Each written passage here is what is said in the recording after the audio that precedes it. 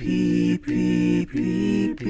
Manuel, Pi Father. It is, and we gotta do things that way, like especially kids that are. I always say that a challenge in their life because they don't know. They didn't pick up the value system of our life. That's why life is a little bit challenging. They don't know how to think for themselves yet. Yeah. And if they were taught the cultural as their role as a man, they would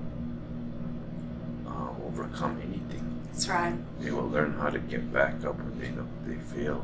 Yeah. Right. But a lot of our youth are not like that. So they don't fail. Yeah. They're just a learning style. I always say. Yeah. Poor little things,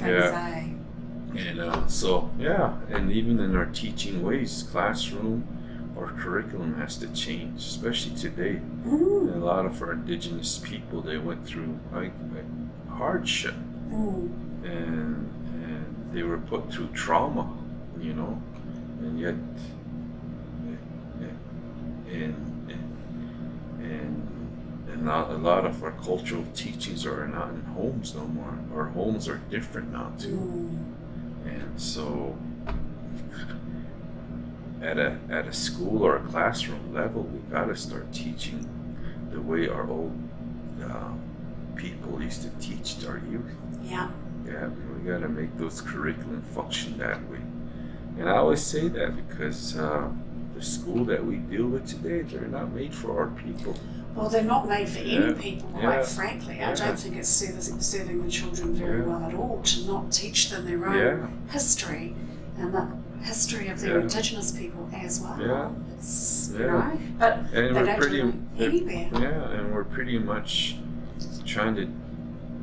We say school, but literally, when it comes down to it, we're really learning about dominating societies, their language, their way of writing, their way of speaking, their way of thinking, functioning, language, and yet we're forgetting our own, and yet they're so, in a way, they go through that for, first of all, 12 years to get to high school, and then another 4 to 6 years, so 20 years of that cultural kind of being pressured into you. It's just like, and then you become just an alienized to your own culture and your own community, your family.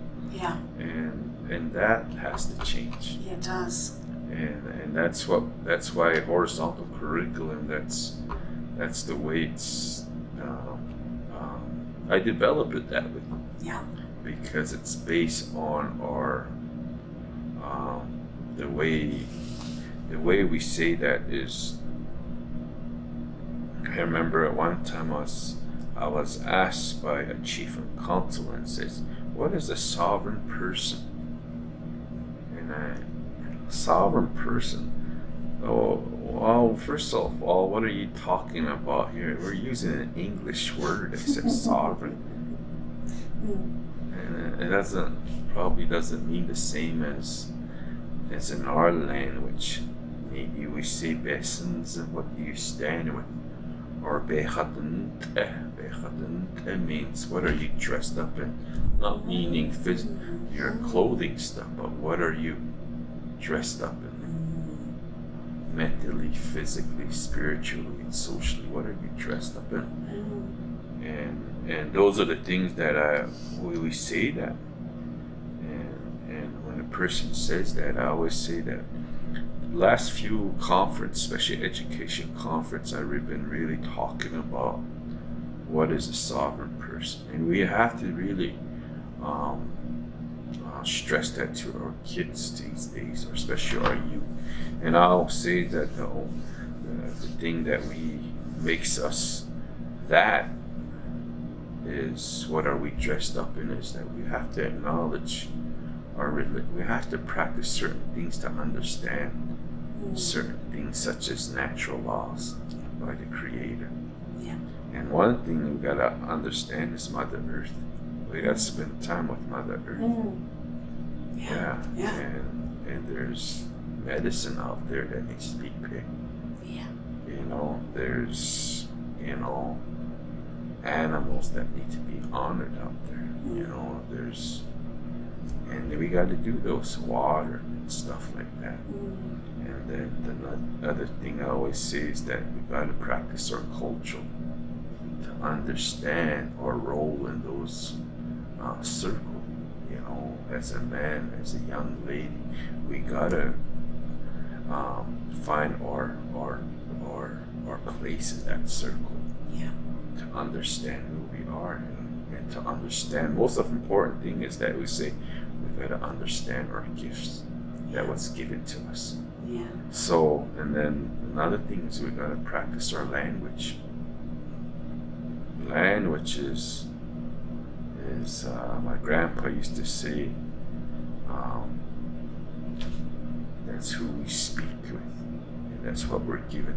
That's how we understand ourselves and outside of this world, our relation to all things. And that's how we gotta practice our language. And then another thing is that we gotta practice our kingship. Yeah. Because in English we say cousin or whatever. There's no such thing as that.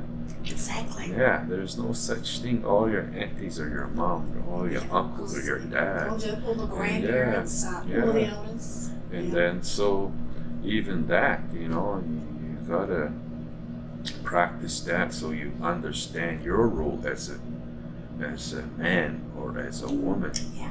Yeah. And when you being addressed that accordingly, maybe by clanship or maybe by, you know, Indian name, you know, you start to understand that, you know, maybe based also on age. If you're older, you have responsibility to teach, to share knowledge, and then if you're younger than somebody else, that's your responsibility to acknowledge knowledge by listening and helping. I always say so. When we practice these four, you know, we're starting to understand the natural law. Because a lot of people, they would come to me and say, what is natural law? And it's like, they want to view it as if it's written. Yeah. As such as like a policy or so do you say to law. them LORE rather than LAW? Yeah. Is that? Well, I just let them know that you gotta practice your language. You gotta practice your culture. You gotta practice be one with Mother Earth and Father Sky. I say, you gotta know those things, and I can't show it. You gotta do it yourself to understand those natural laws. You're that relation that you gotta make, and so. Yeah, so a lot of those things has to be taught in schools, you know, to understand, you know, that the natural law is really, it's always been there from the beginning, and I say that it's probably more stricter than man-made laws. P Manuel, P